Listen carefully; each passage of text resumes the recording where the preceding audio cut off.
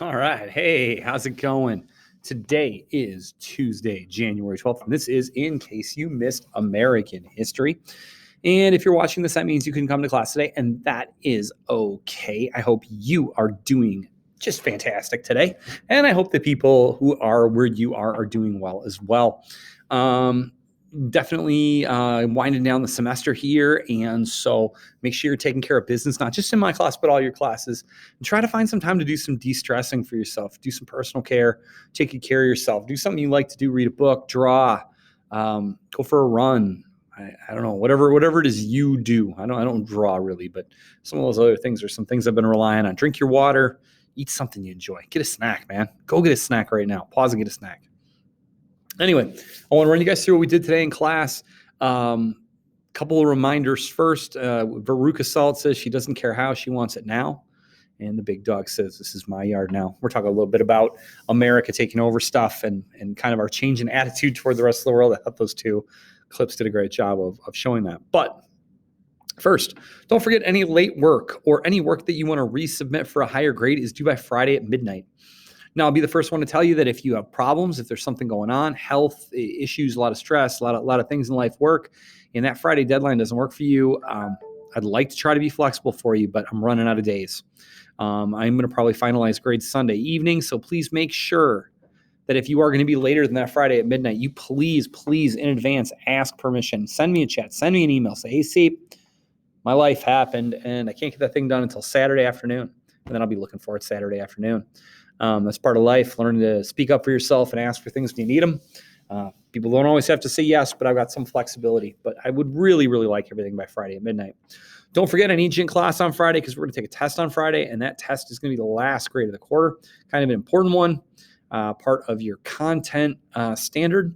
So you're going to want to be here for that. That test is going to be on Chapter 4 and Chapter 5. It's going to look very much like the test we've taken so far. It obviously will be open resource. So today what we're going to do is we're going to look at reasons why the U.S. decided to expand, and we'll start looking at some early steps in expansion. So kind of take that in mind. And as always, if you have any questions, please make sure and let me know. More than happy to help. But again, if you need me, just reach out. More than happy to do whatever it is you need me to do. So here we go. All right. Say bye, Veruca. Bye, Roman. All right. So yesterday when we got done, we were talking about isolationism. We were talking about that change where the United States for a very long time had decided to stay to itself, isolated, doing the things that we do in the places that we do things and just staying right here on our rock, except for trade. Need to trade. You got to get that coffee, that sugar, those pineapples, the things that we don't have that we need. But things change right around the turn of the century, going from 1899 to 1900. And that has a lot to do with this first thing. We talked about this at the end of Chapter 4. There's an election in 1896 between William McKinley and William Jennings Bryan, McKinley being an imperialist and Jennings Bryan being an isolationist. When McKinley wins, it sets the direction because we have a countrywide leader who believes that we should go out and expand our borders, and that influences the people in the way that they think. If you're not sure about that, check what's going on in the world today with different leaders and the way that, for instance, President Trump's thoughts impact the people that believe in him and the way that maybe other leaders impact the way that they believe them. Okay, obviously being a leader has a lot of influence. Now, some other things that change is we finally have reached our goal of manifest destiny. In Chapter 2, we talked a lot about manifest destiny. We talked about that desire to spread out and take over the entire continent from East Coast to West Coast, to dip our toes in the Pacific Ocean, pat ourselves on the back and say, look what I did. Well, the reality, guys, is when you do dip your toes in the ocean and you look around and say, look what I did, the next question is, what do I need to do now? And so a lot of Americans thought that this was an excellent opportunity, not to go out and take over the whole world. That wasn't the goal. We're not Hitler or other dictators, but to go out and spread our influence, to make friends around the world, to take over some territories around the world. Definitely some things that would benefit us from a strategical and economical standpoint. But we were gonna go global. The idea of manifest destiny spreads more globally. But that wasn't a rare thing. Most of the major countries of the world wanted colonies. They went out to get the things that they wanted. The only problem is we were late to the game. England already had places all around the world. France, Germany, Italy, the major countries all had things. Russia had some places. And so a lot of the really good things were gone. And so yesterday I showed you a picture where I was, what kind of bird is that? And you probably thought it was an eagle, but I told you it was a vulture. That's because a vulture picks at what's left. And in this case, when it comes to finding colonies, we are going to be a vulture. It would be like if, let's say there was a couple $1,000,000 in the gym, spread out on the gym floor in change. And they announced that the seniors could go and get some. And then the juniors could go and get some, and then the sophomores get some, then the staff, and last but not least, the freshmen.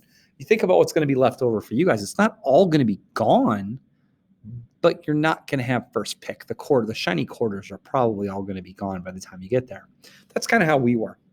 Now, when you look at this all together, we're entering into an age of imperialism. And imperialism is a nice, fancy word that means that a country expands its borders by acquiring territory.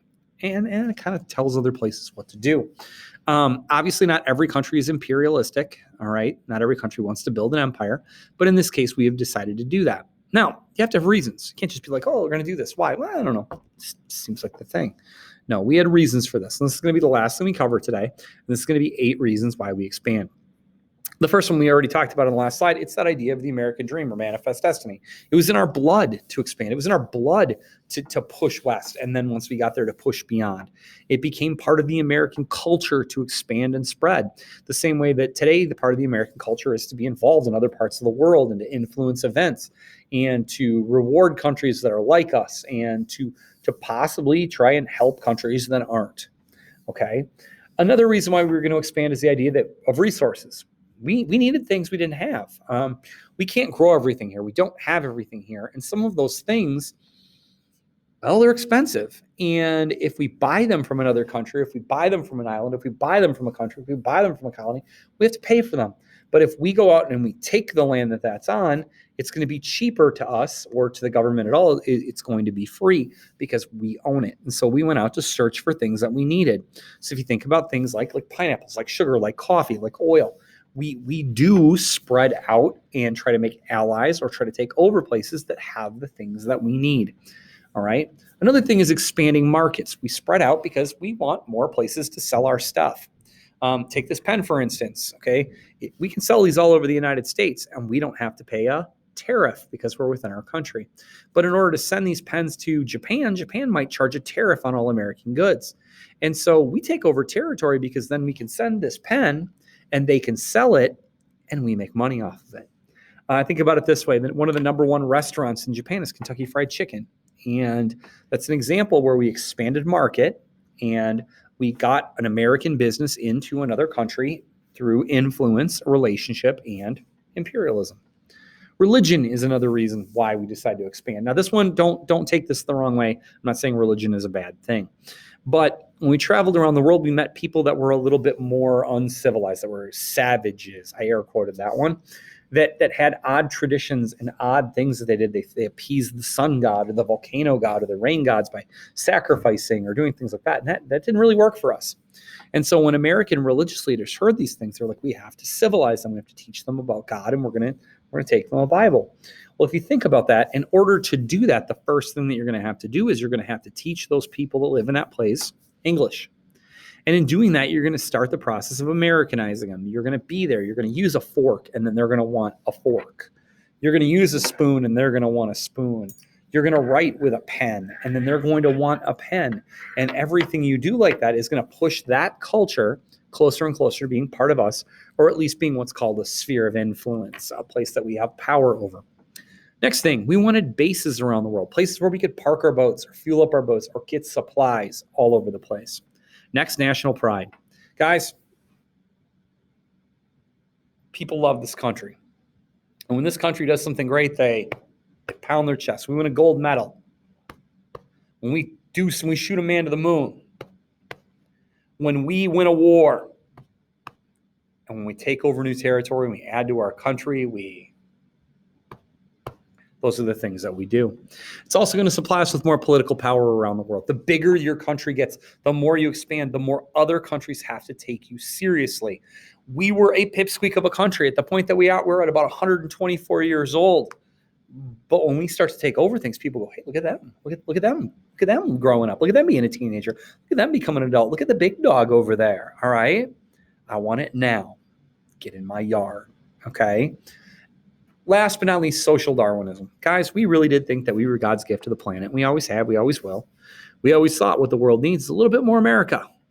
And in order to do that, we got to go out and give it to them. And that means we got to go take things maybe.